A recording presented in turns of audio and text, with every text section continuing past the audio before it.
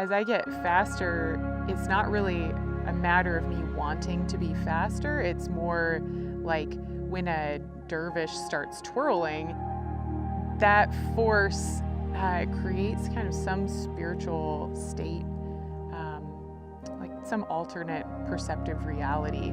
And what I'm really seeking now is that psychedelic experience that I begin to enter around mile 40.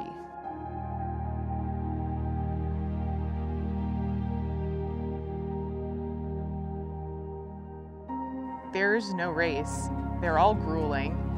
A couple of runs have found me like laying on the ground at mile 50 of 90 or something in a puddle of mud that I've created with my own piss, just kind of like writhing around and thinking, I'm not a fucking athlete. Like, what are you doing out here? You're too big to run. Like, the ego will just attack you viciously sometimes, but it's always a Mara of my own internal creation. There's never any external experience creating the personal hell that I might experience during a bonk window. It's always my fault. Like, nature's not malicious.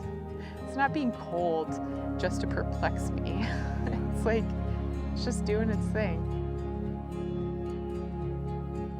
My relationship with endurance is like rather emotionally fraught, but my relationship with fly fishing is just so pure and simple. And I needed an excuse to stand in the river or in the lakes, and the lakes were just a little too far to hike into in a day.